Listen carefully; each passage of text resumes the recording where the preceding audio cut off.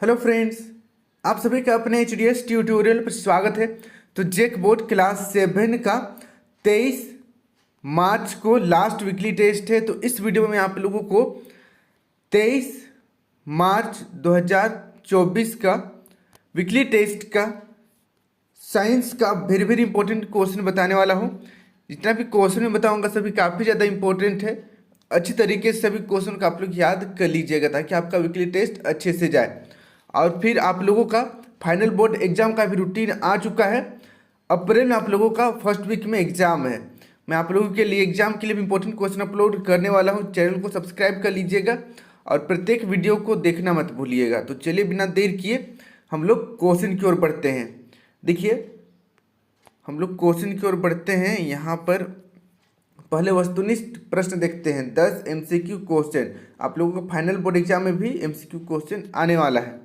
देखिए, पहला क्वेश्चन है, पवन बहने की दिशा होती है। पवन बहने की दिशा क्या होती है? पहला ऑप्शन देखिए, उच्च दाब से निम्न दाब की ओर। दूसरा ऑप्शन है निम्न दाब से उच्च दाब की ओर।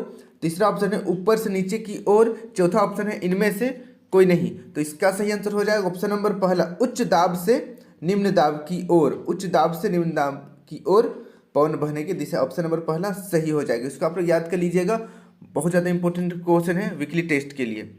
फिर देखिए नेक्स्ट अगला सेकेंड नंबर, गर्म वायु होने पर क्या होती है? गर्म वायु होने पर क्या होती है? पहला ऑप्शन है फैलती है। दूसरा ऑप्शन है सिकुड़ती है। तीसरा ऑप्शन है ए और बी दोनों। चौथा ऑप्शन इनमें से कोई नहीं।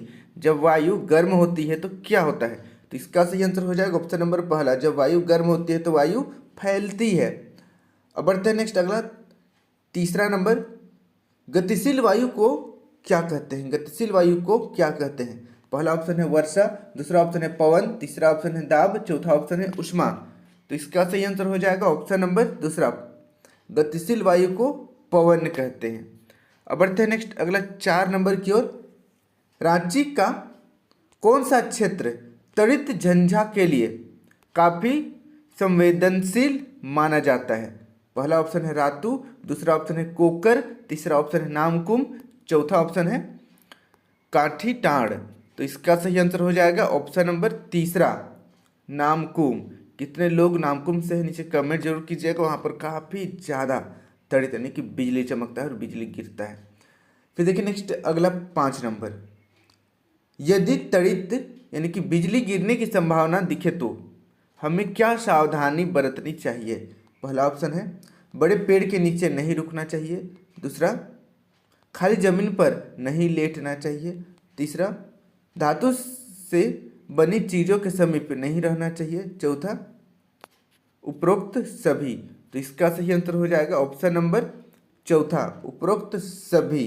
उपरोक्त सभी सावधानी बरतनी चाहिए। अब बढ़ते हैं नेक्स्ट अगला 6ठा नंबर की ओर, मानसून शब्द की उत्पत्ति किस भाषा से हुई है? मानसून शब्द की उत्पत्ति किस भाषा से हुई है? पहला ऑप्शन है हिंदी। दूसरा अरबी। तीसरा अंग्रेजी। चौथा जापानी। तो इसका सही आंसर हो जाएगा ऑप्शन नंबर दूसरा, अरबी। मानसूनी शब्द की उत्पत्ति अरबी भाषा से हुई है। अब बढ़ते हैं नेक्स्ट अगला 7 नंबर, पवन के वेग को मापने के यंत्र को कहते हैं। पवन के वेग को मापने के यंत्र को क्या कहते हैं? पहला ऑप्शन है थर्मामीटर। दूसरा ऑप्शन है कंपास। तीसरा ऑप्शन है एनीमोमीटर। चौथा ऑप्शन इनमें से कोई नहीं। तो इसका सही आंसर हो जाएगा ऑप्शन नंबर तीसरा, एनीमोमीटर। एनीमोमीटर कहते हैं। इसको आप लोग याद कर लीजिएगा। फिर देखिए नेक्स्ट अगला 8 नंबर, झारखंड भूकंप के संवेदनशीलता की दृष्टि से किस जोन में आता है? पहला ऑप्शन है जोन पहला। दूसरा तीसरा। दूसरा ऑप्शन है जोन दूसरा। दूसरा चौथा। तीसरा ऑप्शन है तीसरा। चौथा पांचवा। छठा। चौथा ऑप्शन है पहला, पांचवा और छठा। तो इसका सही आंसर हो जाएगा ऑप्शन नंबर दूसरा।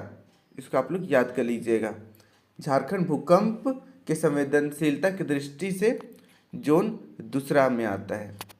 अब बढ़ते हैं नेक्स्ट अगला 9 नंबर।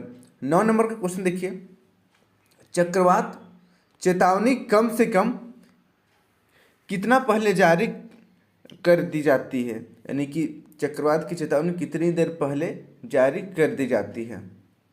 पहला ऑप्शन है 1 माह पूर्व, दूसरा 1 सप्ताह पूर्व, तीसरा 24 घंटा पूर्व, चौथा 15 दिन पूर्व। तो इसका सही आंसर हो जाएगा ऑप्शन नंबर तीसरा। जब चक्रवात आता है तो 24 घंटा पहले ही बता दिया जाता है कि चक्रवात आने वाला है, आप एरिया खाली करके सुरक्षित जगह पर चले जाइए। अब बढ़ते हैं नेक्स्ट अगला 10 नंबर की ओर। जब गर्म वायु ऊपर उठती है तो उस स्थान पर क्या परिवर्तन होता है? जब गर्म वायु पर उठती है तो उस स्थान पर क्या परिवर्तन होता है? पहला ऑप्शन है वायु दाब कम हो जाता है, दूसरा वायु दाब अधिक हो जाता है, तीसरा ऑप्शन है दाब में कोई परिवर्तन नहीं होता, चौथा इनमें से कोई नहीं। तो इसका सही आंसर हो जाएगा ऑप्शन नंबर पहला, वायु दाब कम हो जाता है, वायु दाब कम हो जाता है। अब बढ़ते हैं नेक्स्ट अगला सब्जेक्टिव क्वेश्चन की ओर। देखिए सेक्शन बी लघु उत्तरीय प्रश्न। इस तरीके से भी आप लोगों का एग्जाम में क्वेश्चन आएगा, लघु उत्तरीय प्रश्न भी। देखिए 11 नंबर, तूफान की आँख से क्या समझते हैं? इसका व्यास कितना होता है? तूफान की आँख से आप क्या समझते हैं? इसका व्यास कितना होता है? तो चलिए इसका हम लोग आंसर देखते हैं। तो इसका आंसर आपको इस प्रकार लिखना है, चक्रवात का केंद्र एक अपेक्षाकृत शांत क्षेत्र होता है जिसे हम तूफान की आंख कहते हैं। इसका व्यास 10 किलोमीटर से 30 किलोमीटर के बीच होता है। तो इसको आप लोग याद कर लीजिएगा, वेरी वेरी इंपॉर्टेंट क्वेश्चन है। अब बढ़ते हैं नेक्स्ट हम लोग अगला 12 नंबर की ओर। 12 नंबर का क्वेश्चन है, टोर्नेडो यानी कि बवंडर से आप क्या समझते हैं? तो चलिए इसका हम लोग आंसर देखते हैं। बवंडर आपने कभी ना कभी देखा होगा गर्मियों के दिनों में, जिसको टोर्नेडो कहते हैं इंग्लिश में। तो चलिए इसका हम लोग आंसर देखते हैं। तो इसका आंसर आपको इस प्रकार लिखना है, टोर्नेडो गहरे रंग के कीप के आकार के बादल होते हैं। इस तरीके से कीप आपने कभी ना कभी यूज किया होगा, कीप।